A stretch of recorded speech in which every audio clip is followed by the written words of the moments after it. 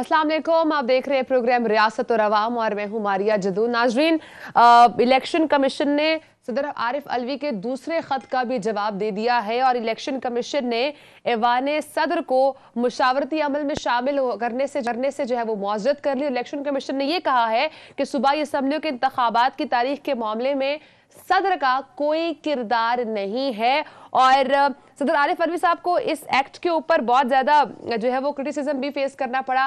ख्वाजा आसिफ भी बरस पड़े हैं उन पर। उन्होंने कहा है कि आरिफ अलवी साहब अपनी आईनी औकात में रहें और इलेक्शन कमीशन की आईनी हदूद में तजावुज ना करें। इसी हवाले से शर्जील मेमन साहब ने भी ट्वीट किया। शेख रशीद साहब ने भी यहाँ पे जो है वो बात की है। वो ये कह रहे हैं कि सदर आरिफ अलवी साहब इलेक्शन की तारीख दें या तो फिर इस्तीफा देकर घर जाएं। और उन्हें एक बहुत इंपॉर्टेंट बात ये भी किया, वो ये कह रहे हैं कि मरियम नवाज ने कहा था कि मेरी हुकूमत नहीं है, फिर बताया जाए आखिर हुकूमत किसकी है।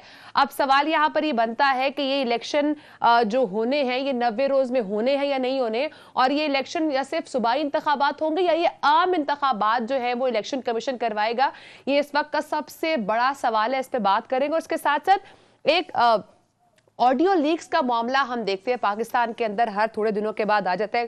फिर से नई ऑडियो लीक्स आई हैं, उसके ऊपर जो है वो बात की जा रही है। यास्मीन राशिद साहिबा ने आज साबिक वजीर आज़म इमरान खान साहब के साथ प्रेस कॉन्फ्रेंस की। इसमें उन्होंने कहा कि फोन टेप जो है वो ब्लैकमेलिंग के लिए की जाती है और जब किसी पर दबाव डालना होता है तो ऑडियो लीक्स कर दी जाती है। और इसी हवाले से उन्होंने सुप्रीम कोर्ट से नोटिस लेने का मुतालबा भी किया और उन्होंने ये भी कहा है कि CCPO लाहौर के साथ होने वाली गुफ्तगू की जो ऑडियो लीक हुई है उसके खिलाफ वो अदालत का रुजू भी करेंगी। लेकिन सवाल यहाँ पर सबसे बड़ा ये पैदा होता है, जो ऑडियो टेप्स रिकॉर्ड की जाती हैं, जो ऑडियो लीक्स होती हैं, ये पाकिस्तान की बेहतरी के लिए लीक की जाती हैं या ये सियासी मकासद हासिल करने के लिए की जाती हैं?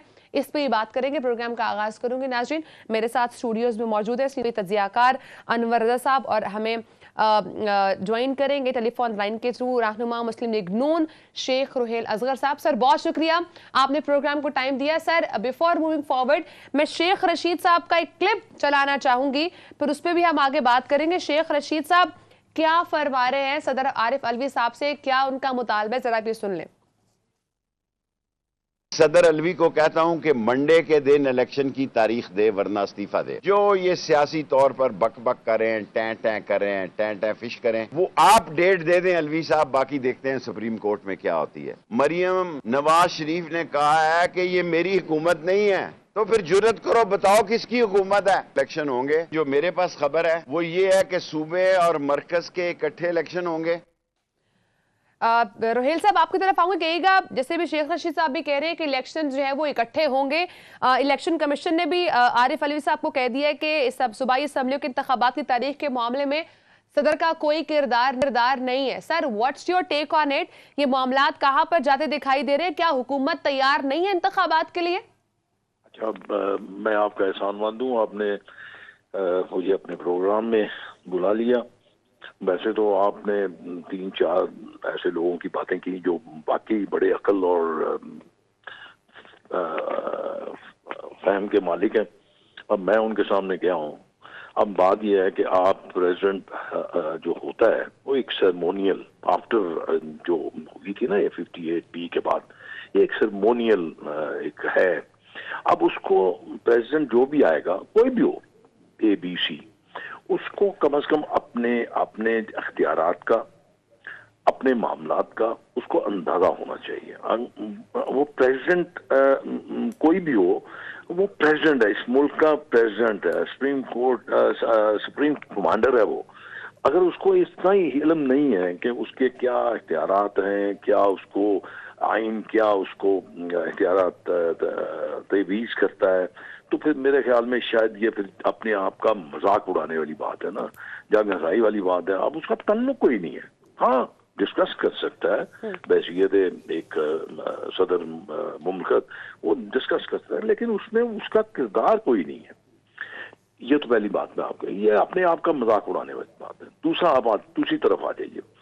आप अभी एक शख्स की आप ये बात कह रही थी कि वो जुर्रत करे, बताए, और बेवकूफ इंसान ये समझने की कोशिश करो कि मरियम नवाज अब इस वक्त चीफ ऑर्गेनाइजर है पाकिस्तान मुस्लिम लीग नून की, और वो senior vice president of Pakistan Muslim League Noon की, neither she is the prime minister nor she is the president of Pakistan Muslim League Noon. अब पाकिस्तान प्रेसिडेंट पाकिस्तान मुस्लिम लीग नून कौन है, प्राइम मिनिस्टर कौन है? अब आप ये सवाल उनसे पूछ सकते हैं, वो हुकूमत जो कर रहे हैं उनसे आप ये बात कर सकते हैं। मरियम नवाज ने जो बात की है बिल्कुल टेक्निकली उन्होंने बात बिल्कुल दुरुस्त की है। अब उनका वो भी मशावरत तो एक कर सकती हैं, एक मशवरा दे सकती हैं, किसी से वो कुछ बेहतरी के लिए कह सकती हैं, लेकिन वो उस पर इम्प्लीमेंटेशन जबरदस्ती नहीं करवा सकती। इसलिए को उनका भी एक पार्टी के आइन में एक मतलब इख्तियार है उनका। इसके अलावा आगे हमारी बदकिस्मती ये है, मैं आपको गुजारिश करूं, हमारी बदकिस्मती ये है कि हम सिर्फ लोगों को बेवकूफ बनाना जानते हैं, बस दैट्स इट।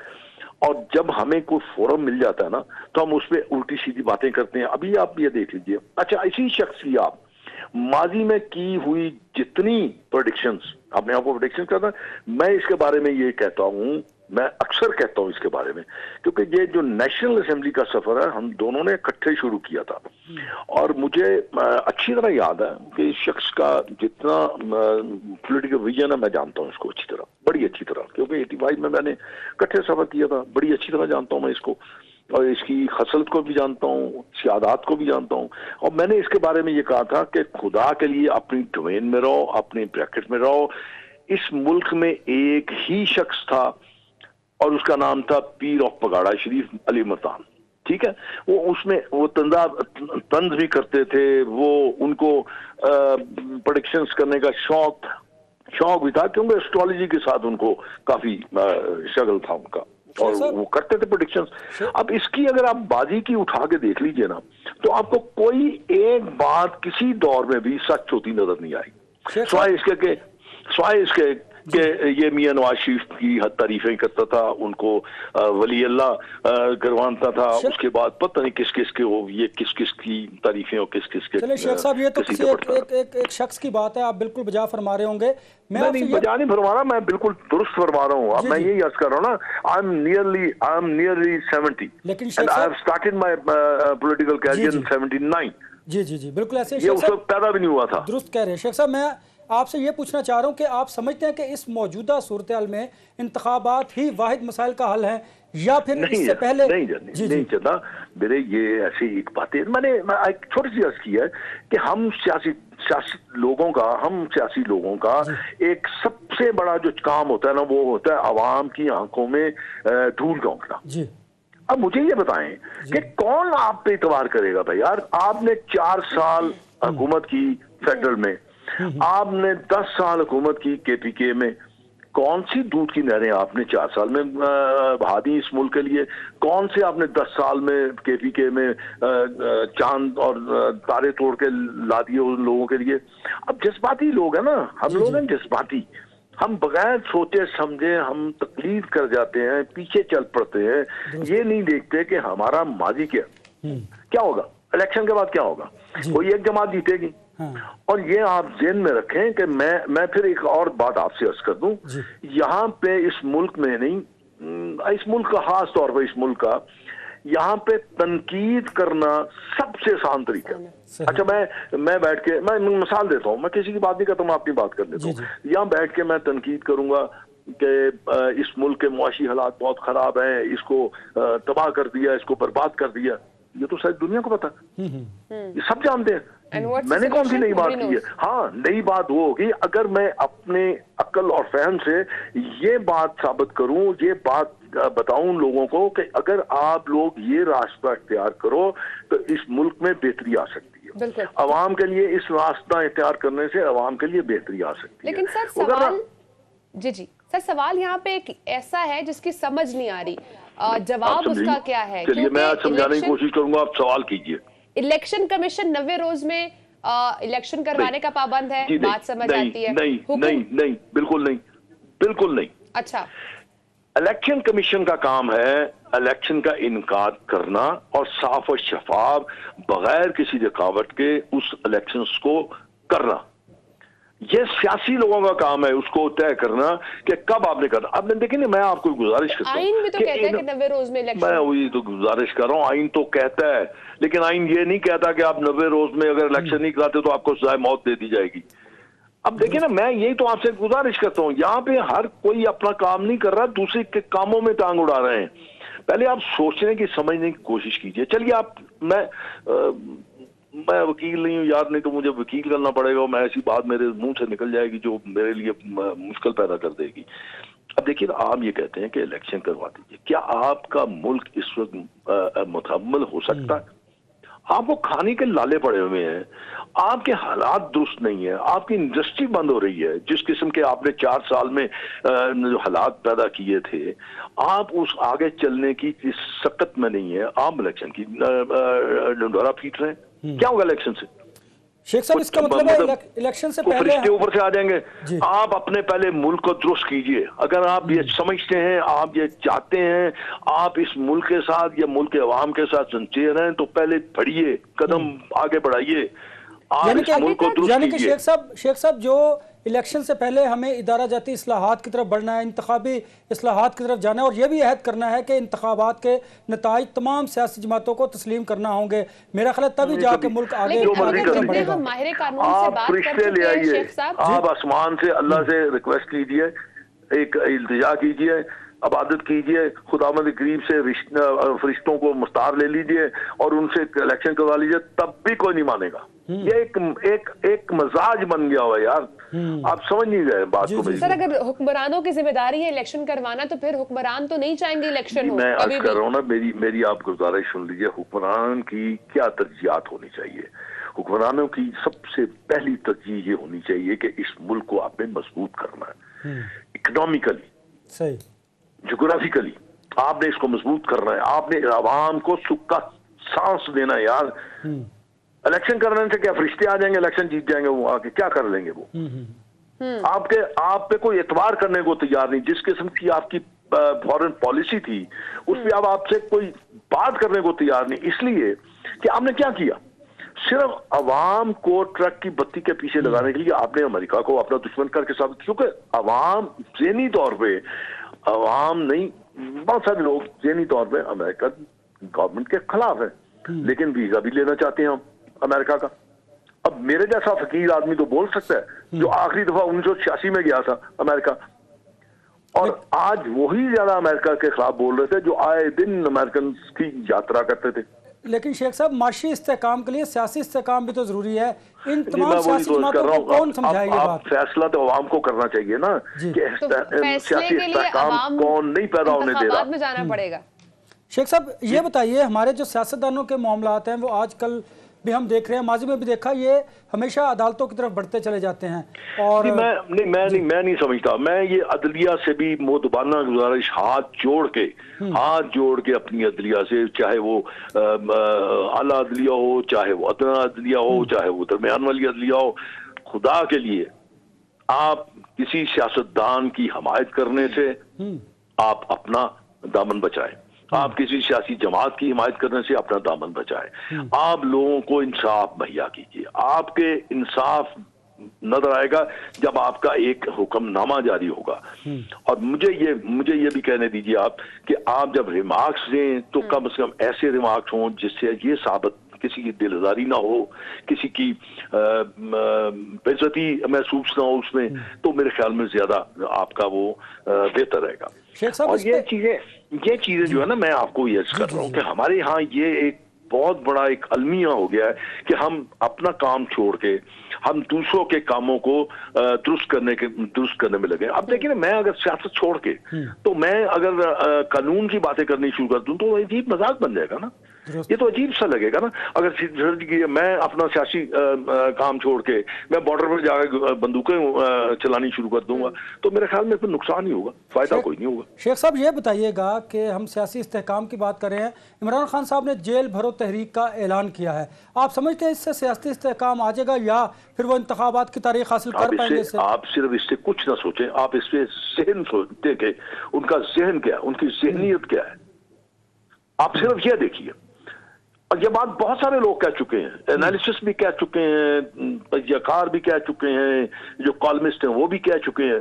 भाई अगर आपने जेल भरो भरनी, आपने तहरीक चलानी है, तो सबसे पहले तो आपको जेल में जाना चाहिए ना, आपके रुफ़क़ाकार को जेल में जाना चाहिए, आपके बच्चों को जेल में जाना चाहिए, आपकी ज़ौजा माजिदा को जेल में जाना चाहिए। ये तो आप बहुत मुश्किल काम आगे बता बात रहे हैं पड़ेगी शेख ना। साहब। लेकिन अब मैं वही तो बात कर रहा हूँ कि लोग बेचारे जो हैं वो बड़े इमोशनल लोग हैं, सादा लोग हैं, मान जाते हैं, पीछे लग जाते हैं, बगैर सोचे समझे तकलीफ कर जाते हैं। तो बस आप शेख साहब इसके आगे मैं आपको क्या कह सकता हूँ? आप मुझसे ज्यादा बेहतर जानते हैं, ईंधन के तौर पर तो आवाम को हमेशा इस्तेमाल किया जाता है, तो मुझे बताएं कौन सियासतदान इतनी जुर्रत हिम्मत करे वो खुद पहले जेल में जाए और बाद में आवाम जाए? मैं तो आपको यही कह रहा हूँ, ये तहरीक तो मेरे ख्याल में शायद इस मुल्क में अभी 75, 70, 80 साल के अरसे में कभी ऐसी तहरीक चली नहीं है इस मुल्क में। ये जो तहरीक जेल भरो तहरीक चल रही है, इसको तो मैंने तो आपको अर्ज किया, इसका तरीका जो है, इसका मुवज्जा रवाज जो है वो ये तो यही है। अगर गांधी साहब ने ये किया था तो गांधी साहब सबसे पहले जेल में चले गए थे। उनके जमाने के बाद जेल जाने का फैसला करे ना करे इमरान खान साहब पैदा हुए, क्योंकि उनके भी जो शौक थे ना गांधी साहब के, वो मासूम का भी वही शौक है। सर जेल जाने का फैसला करे ना करे, लेकिन इमरान खान साहब ने कल लाहौर हाई कोर्ट में पेश होने का फैसला जरूर कर लिया। तो चले जाए ना जी। मैं तो कहता हूँ मैं तो कहता हूँ कि अगर हाई कोर्ट में जाए और हाई कोर्ट अगर थोड़ा सा अगर इस पे काम कर ले कि भाई तुम इतने दिन नहीं आए, तुम्हारी टांग खराब थी, लिहाजा वहां पे एक बोर्ड तश्कील दे और अपनी निगरानी में उस टांग का एक वो क्या कहते हैं, एग्जामिन कर ले, मुआयना करवा ले कसम से। अच्छा फिर भी कुछ नहीं होगा। जो उसको फॉलो करते हैं ना, वो उसकी टांग को बिल्कुल दुरुस्त देख के भी कहेंगे नहीं, ये आंखों का कसूर है, ये जादू करती है लोगों ने। तो मैं यही आपसे करूंगा कि इसका तरीका अगर जाए हाई कोर्ट में जाए, तो हाई कोर्ट के जज साहबान जो हैं, जो उस बेंच में बैठे हैं, सबसे पहला फैसला ये करें कि चूंकि इस शख्स ने इस चीज का लेके अपना फायदा तो नहीं आए, लिहाजा हमारी मौजूदगी में इसकी टांग का मुआयना किया जाए। तो देखिए फिर क्या निकलता क्या। एक और सवाल आपसे पूछना चाहूंगा, मरियम नवाज साहिबा के चीफ ऑर्गेनाइजर और सीनियर वाइस प्रेसिडेंट बनने से विद इन पार्टी भी कोई इख्तलाफात पाए जाते हैं? बिल्कुल नहीं है। आपने आप देख लिया। असल में मैंने वही आपको बताया ना कि हमें फैसला करने की बहुत जल्दी होती है जी। भाई बात ये है कि पाकिस्तान मुस्लिम लीग नून जो है वो मतलब उसका रुए रवा कौन है, ये आप मुझे मेरे इस सवाल का जवाब आप दे दीजिए। एक ही शख्स है ना पाकिस्तान मुस्लिम लीग नून क्या है? जी बिल्कुल, नून तो नवाज शरीफ की है ना। तो इसका मतलब लेगेसी तो नवाज शरीफ की है। नवाज शरीफ साहब ने फैसला किया कि Shahid Khan Abbasi will be the prime minister of Pakistan, ठीक है, बन गए। कुछ लोगों ने इतराज किया, लेकिन कुछ लोग ज्यादा माजी हो गए, कुछ लोग साथ चलते रहे। और आज भी मैं आपसे गुजारिश कर दूं, क्योंकि लेगेसी मियां नवाज शरीफ साहब की है, उस लेगेसी को मरियम नवाज शरीफ लेके चलें। और मरियम नवाज शरीफ ने पिछले कुछ अरसे में ये एस्टेब्लिश कर लिया अपने आप को एज ए लीडर। ठीक, मैं तो अक्सर ये बात कहता हूँ, अगर मुझे कोई इतराज है तो मुझे चुप करके अलग हो जाना चाहिए। ये कहाँ बेतुकी चीज है कि मैं पाकिस्तान मुस्लिम लीग नून की मैं इज्जत और एहतराम का भी फायदा लूं, उसके फायदे भी लूं और फिर उसके बाद तनकीद भी करूं। थोड़ा सा आगे मूव करते हैं ऑडियो लीक्स के हवाले से। मैं इस बात पर नहीं जाऊंगी कि किसकी ऑडियो लीक हुई, किसकी ऑडियो लीक नहीं हुई, बट मेरा सवाल आपसे ये है, सियासतदानों की जो ये ऑडियो लीक होती है, आप समझते हैं ये ऑडियो लीक होनी चाहिए? क्योंकि अब यहाँ पे दो नैरेटिव्स आ जाते हैं। एक वो जो ये कहते हैं कि ये पाकिस्तान की बेहतरी के लिए अगर हुक्मरानों का चेहरा उनके सामने आ रहा है, और एक ये है कि नहीं, ये सिर्फ सियासी मकासद के लिए इस्तेमाल होती है, ब्लैकमेलिंग के। मेरा सोचना इससे बिल्कुल मुख्तलिफ है। देखिए, पहली तो आप ये जरा ज़हन में रखिए कि हमारी याददाश्त बहुत कमजोर है। ये इमरान जिस वक्त प्राइम मिनिस्टर था, तो इसके प्राइम मिनिस्ट्री के दौरान ये बात की जाती थी कि ऑडियो आपकी जो है वो रिकॉर्ड की जा रही हैं। तो इसने पता क्या कहा था? याद है आपको क्या कहा था? बिल्कुल ये बिल्कुल। बहुत अच्छी बात है। इसने कहा था कि बहुत होना अच्छी बात चाहिए। है, ये होना चाहिए, हमें पता होना चाहिए कि हम क्या कौन कह क्या रहे हैं, कर रहा क्या है। कैसे कह रहे हैं। और अगर आज भी मैं ये कहता हूं कि ऑडियो लीक्स में किसी एक मर्तबा भी इसकी तहकीकात होनी चाहिए, और अगर इसको रिकॉर्ड करने वाले या इसकी जो शय देने वाले या इसकी मंजूरी देने वाले जो लोग इसमें शामिल हैं, अगर पाकिस्तान के खिलाफ या अदारों के खिलाफ कोई चीज अगर डिस्कस हो रही है या की जा रही है, तो उनके खिलाफ एक्शन होना चाहिए। तो आप देखिए ये ऑडियो लीक्स खत्म हो जाएंगी, ठीक, आना बंद हो जाएंगी। फिर अगर एक दफा आप इस पे सख्ती से अमल कर देंगे ना, आना बंद हो जाएंगी। सही। एहतसाब होना अब चाहिए। ये कितने अफसोस की बात है, कितनी अफसोस की बात है कि एक सियासी खातून एक बंदे से डिस्कस कर रही है उसके केस के मुताबिक कि सुप्रीम कोर्ट में। ये तो सुप्रीम कोर्ट को आज खुद नोटिस लेना चाहिए। अच्छा, ठीक, ये तो सुप्रीम कोर्ट को नोटिस लेना चाहिए ना। अगर सुप्रीम कोर्ट के जज के खिलाफ कोई बात हो रही है या सुप्रीम कोर्ट का जज कोई उसमें ऐसी बातें फरमा रहे हैं, शेख साहब, तो ये अदलिया तो को भी मुतनाज़ा बनाया जा रहा है ना इन नोटिस ऑडियो लेना लीक्स की चाहिए वजह ना। से। ठीक है, पॉइंट टेकन सर। सर बहुत शुक्रिया, आपने प्रोग्राम को टाइम दिया। नाज़रीन हमारे साथ मौजूद थे रहनुमा मुस्लिम लीग नून शेख असगर साहब। सर बहुत शुक्रिया, आपने टाइम दिया। नाज़रीन ब्रेक का टाइम है, ब्रेक के बाद इस पे बात करेंगे। इस वक्त जो पाकिस्तान में मुख्तलिफ उभरते वाक़यात हैं वो कहाँ पर जाकर रुकेंगे और ये सियासी मंजरनामा क्या बनने जा रहा है, इस पे बात करेंगे। साथ रहिएगा।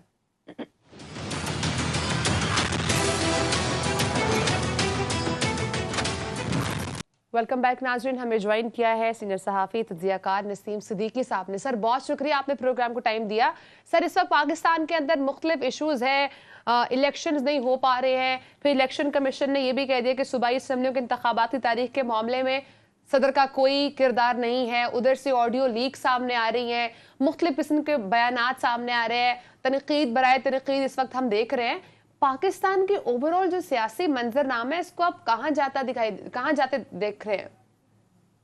बिस्मिल्लाहिर्रहमानिर्रहीम। मारिया बहुत शुक्रिया। आप ये देखें कि जब 1971 में इंतखाबात हुए थे उस वक्त जो हालात थे, मुझे तो उसी किस्म के हालात इस वक्त पाकिस्तान में नजर आ रहे। बहुत बड़ा डिवीजन है पॉलिटिकल पार्टीज में।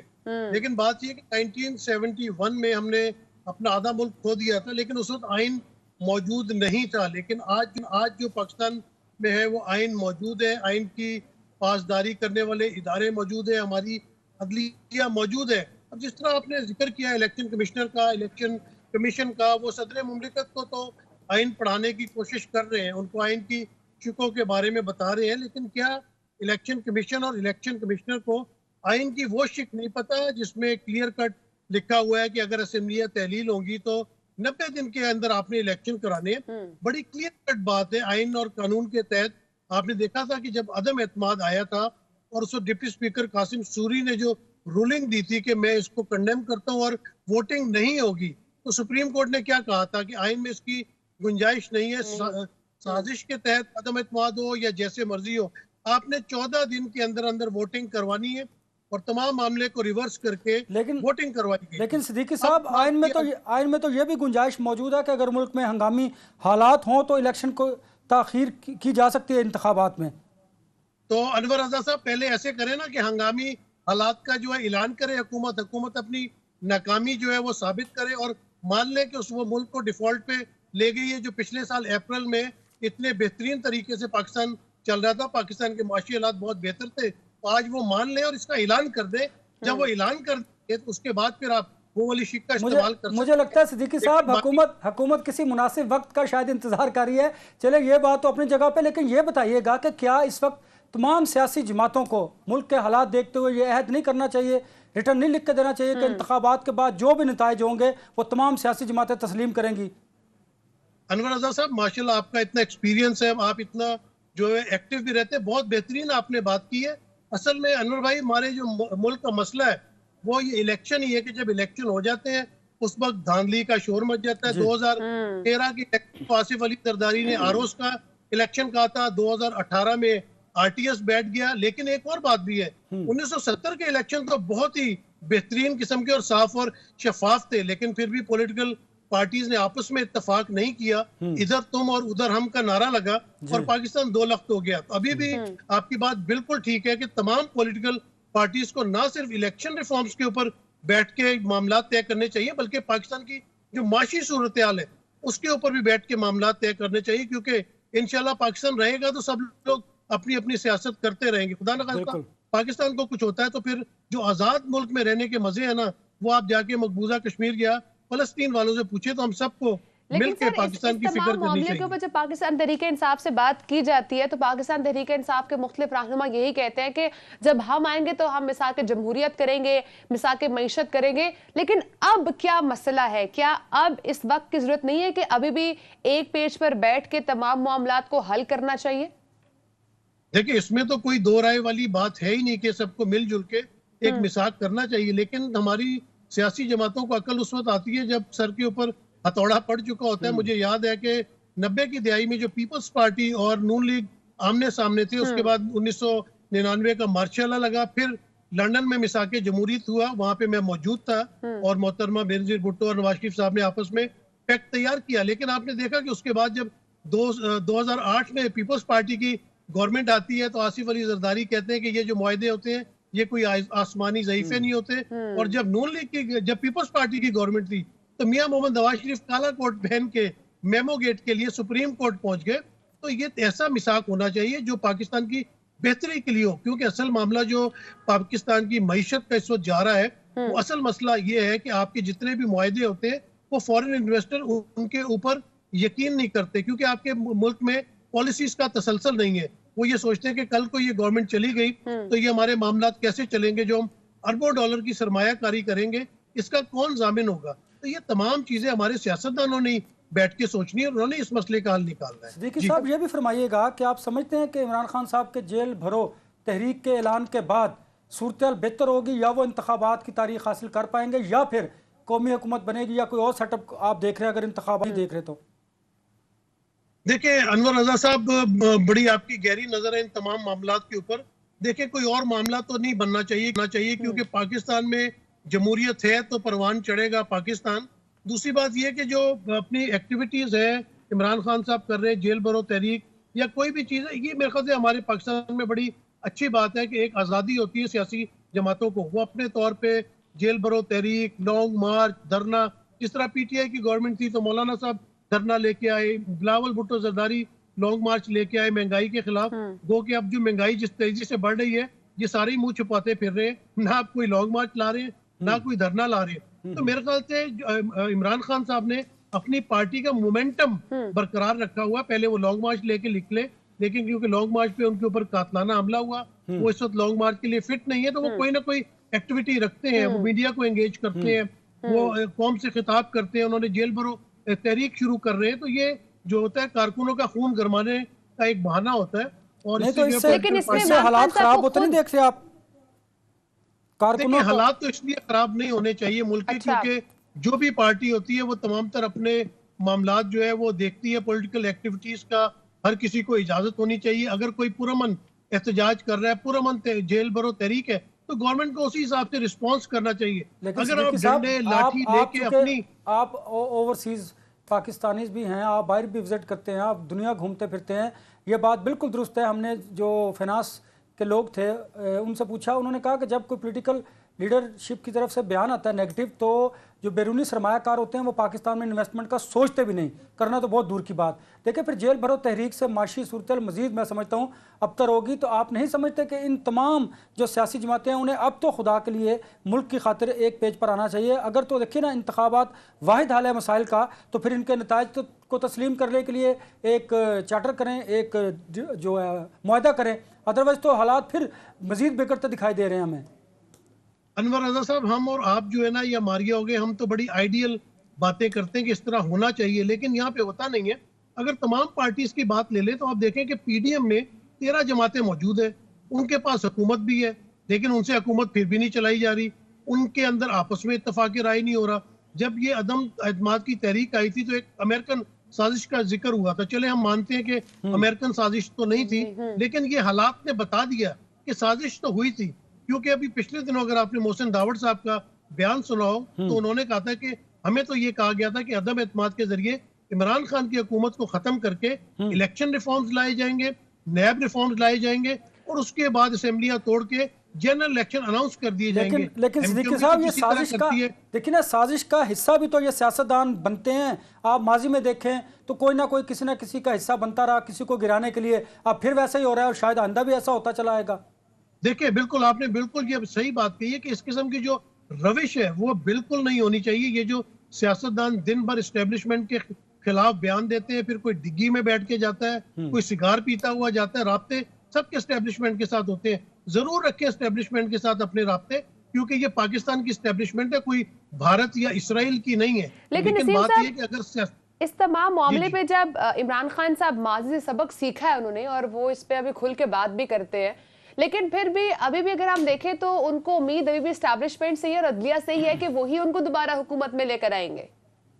देखिए मेरा नहीं ख्याल कि इस किस्म का अंदिया है। उनका इशारा ये है कि अगर अदलिया अपना काम करे। अब आप देखें कि अदलिया में कितने केसेस, हजारों की तादाद में केसेस पेंडिंग पड़े हुए हैं। और अगर पाकिस्तान की अदलिया की आप रेटिंग में देख लें तो मैं वो नंबर पे नहीं जाना चाहता, क्योंकि मेरे पाकिस्तान की अदलिया है। तो अगर ये फैसले दुरुस्त करे, बेशक वो इमरान खान के हक में करे, वो नवाज शरीफ के साथ ज्यादती हुई है उसके हक में करे, पीपल्स पार्टी से। अगर इस मुल्क में रूल ऑफ लॉ अगर आ जाता है, मुझे याद है कि पिछले दिनों प्राइम मिनिस्टर जो बरतानिया के ऋषि सुनक हैं, उन्होंने सीट बेल्ट नहीं बांधी हुई थी और उनका चालान हो गया, ठीक है ना। तो जब तक इस किस्म का रूल ऑफ लॉ पाकिस्तान में नहीं आएगा तब तक हालात बेहतर नहीं हो सकते। तो लोग अदलिया की तरफ इंसाफ के लिए देखते हैं, एस्टेब्लिशमेंट की तरफ इंसाफ के लिए देखते हैं, क्योंकि हमारे रियासत के 4 सुकून है, उसमें अदलिया भी आ जाती है, मीडिया भी आ जाता है, हमारी सर फिर वही बात है कि सबको आइडियल सिचुएशन में काम करना पड़ेगा। लेकिन जेल भरो तहरीक की अगर बात की जाए,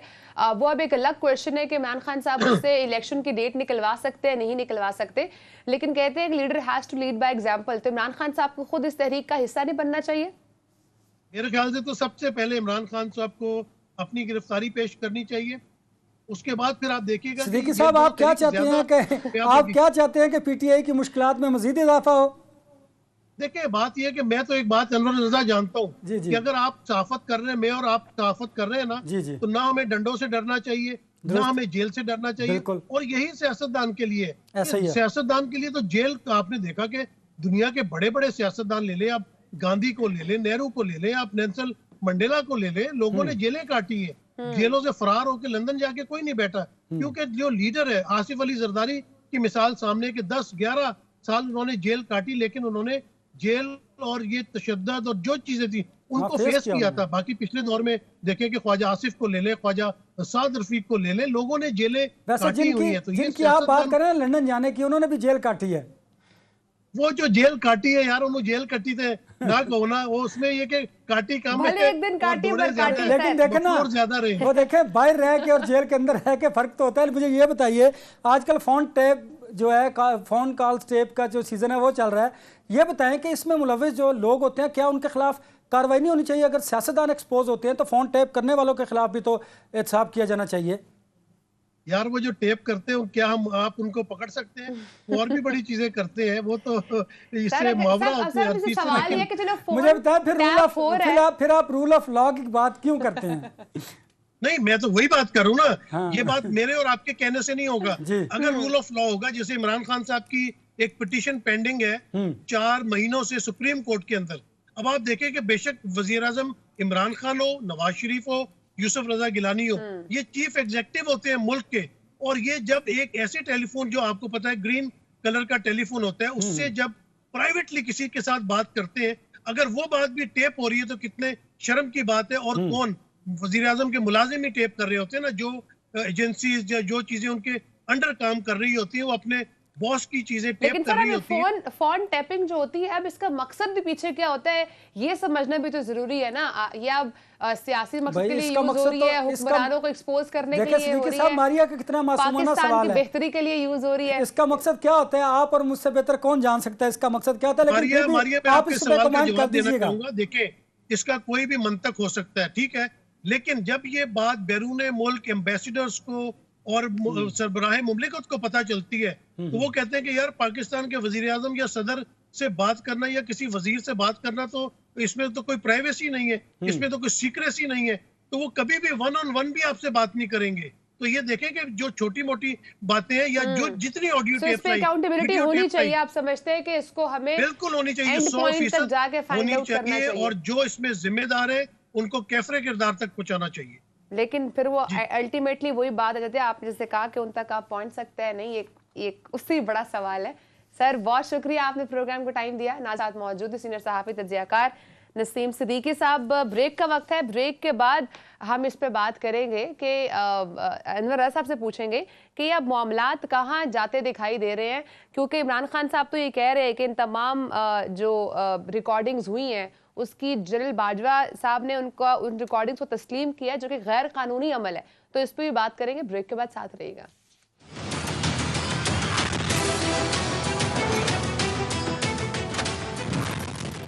वेलकम बैक नाज़रीन। अनवर रज़ा, ये तमाम सिचुएशंस अभी हमें डिस्कस भी की कि इसके लिए एक ही सोल्यूशन है, वो है लॉ एंड ऑर्डर का होना और तमाम इदारे अपने अपने इदारे में रहकर काम करें।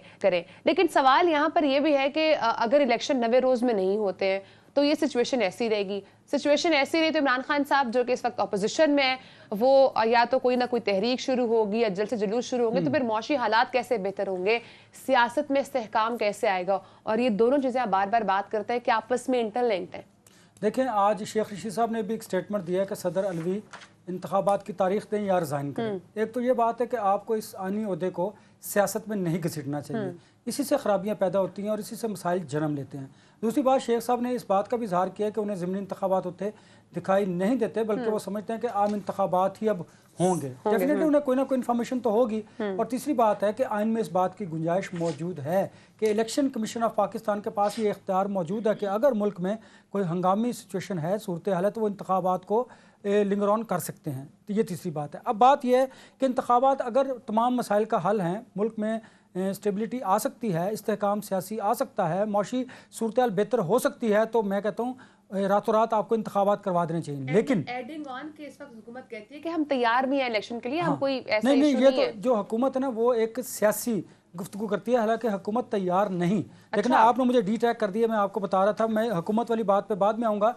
बात यह है कि देखिए, इंतखाबात से पहले तमाम सियासी जमातें अगर ये रिटर्न लिख के दें अदलिया को, सुप्रीम कोर्ट ऑफ पाकिस्तान को, कि हम इंतखाबात के बाद आने वाले नताइज को तस्लीम करेंगे, ठीक है, उससे पहले ये भी कहें कि इंतखाबात को साफ शफाफ होना चाहिए, बिल्कुल आप लोगों का हक है। लेकिन इंतखाबात के बाद फिर मुल्क में अगर सियासी इस्तेहकाम लाना है जिससे माशी इस्तेहकाम जुड़ा हुआ है, तो आपको सुप्रीम कोर्ट ऑफ पाकिस्तान को लिख कर देना पड़ेगा कि हमें इन इंतखाबात के नतीजे के नताइज जो हैं वो हम तस्लीम करेंगे। तो फिर तो हम समझते हैं कि इंतखाबात फौरी होने चाहिए और फिर हुकूमत पर दबाव मज़ीद बढ़ेगा और इंतखाबात के बाद जो है वो मुल्क में स्टेबिलिटी आ सकती है लिखने के बाद। ठीक, पहली बात। दूसरी बात, आप कह रही हैं कि हुकूमत तैयार है इंतखाबात के लिए। हुकूमत कतन इंतखाबात के लिए तैयार नहीं है। हुकूमत हीलो हुज्जत कर रही है, बहाने कर रही है। उसकी वजह यह है कि हुकूमत को पता है कि उन्होंने मुल्क के लिए बहुत मुश्किल फ़ैसले लिए हैं, महंगाई उनसे काबू नहीं हो रही। IMF का जो मुआहदा आपकी नाक की लकीरें रगड़वा कर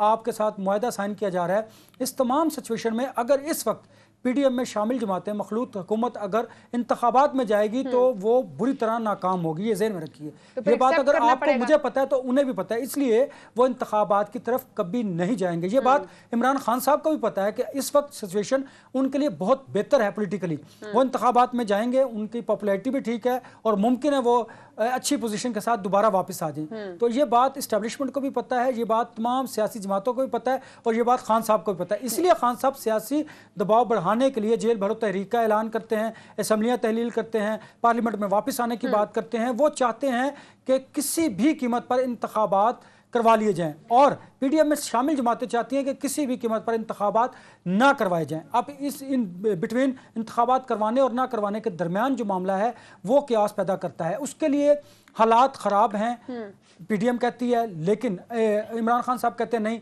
इंतखाबात ही वाहिद हल है। इंतखाबात मसाइल का वाहिद हल नहीं। इससे पहले तमाम सियासी जमातों को बैठ कर ये तय करना है कि हमने इदारा जाती इस्लाहात करनी है, तमाम आइनी इदारों को अपनी हदूद में रहकर काम करना है, साफ शफाफ इंतखाबात सबकी ख्वाहिश है और इसके साथ साथ मुल्क को पहले मुस्तहकम करना है, इकॉनमी को बेहतर करना है, सियासी हालात को बेहतर करना है, आवाम को रिलीफ फराहम करना है। उसके हुकूमत- बाद आपको इंतखाबात की तरफ जाना पड़ेगा और उसके बाद ही आप देखिएगा कि हालात बेहतरी की तरफ आएंगे। अगर इस वक्त आप इंतखाबात की बात करते हैं, जाते हैं, तो फिर देख लीजिएगा इंतखाबात के बाद भी, आज ये मैं बात कर रहा हूँ, फिर हारने वाले लोग यही कहेंगे ये साफ शफाफ इंतखाबात धांधली नहीं हुई है। थे, फिर वही यहाँ पर धमा चौकड़ी लगी रहेगी, फिर एहतजाज होगा, फिर जलसा जुलूस होंगे, फिर इदारों को तनकीद का निशाना बनाया जाएगा। तो इससे बेहतर नहीं कि आप ये तमाम चीज़ों को पहले हल कीजिए और उसके बाद इंतखाबात की तरफ जाइए। अब हुकूमत के लिए 90 रोज में इंतखाबात आप ये कह रहे हैं कि उनके फेवर में नहीं, क्योंकि इस वक्त हालात ठीक नहीं है। लेकिन अगर ये डिक्लेयर कर दिया कि हंगामी सूरत हाल है और इंतखाबात को डिले किया जाएगा, उसमें भी हुकूमत स्टेप बैक मुझे नहीं लगता करेगी, क्योंकि अगर हुकूमत से स्टेप बैक करेगी मतलब हुकूमत ये मान चुकेगी, ये मान जाएगी कि उनसे हालात कंट्रोल नहीं हुए। तो इन दोनों सूरत हाल में हुकूमत को तो फेवर किसी भी टर्म्स में नहीं जा रहा। नहीं, देखिए ना, अगर हुकूमत माने या ना माने, जो इस वक्त मुल्क के हालात हैं वो किसी से ढके छुपे तो नहीं, आप उसको तस्लीम कीजिए या ना कीजिए, पहली बात। दूसरी बात, उस वक्त हुकूमत को टाइम मिल जाएगा। मुमकिन है कि हुकूमत आवाम को रिलीफ दे पाए, वो चाहते ये है कि उन्हें कोई टाइम मिले। जब उन्हें वक्त मिलेगा तो उस वक्त के दौरान वो चाहते हैं कि आवाम को कुछ ना कुछ रिलीफ फराहम कर दिया जाए। इतनी देर में IMF का मुआहदा भी साइन हो जाएगा, जो आपके करीबी हमसाया मालिक है, जो आपके दोस्त है, वो भी आपको रिलीफ फराहम करेंगे, आपके साथ खड़े होंगे। तो इस तमाम सूरत हाल का वो फायदा हासिल करना चाहते हैं, जबकि इमरान खान साहब इस सूरत हाल का फायदा हासिल करना चाहते हैं। इसी वजह से सियासी कशमकश बढ़ती चली जा रही है और मुल्क जो है वो मजीद अबतरी की तरफ बढ़ता चला जा रहा है। कौन अपना पॉलिटिकल इंटरेस्ट इस तमाम सिचुएशन में गेन कर सकेगा। तो मुझे नाज़रीन आपसे अगले हफ्ते मुलाकात होगी। अपना बहुत सारा ख्याल रखिए। अल्लाह हाफ़िज़।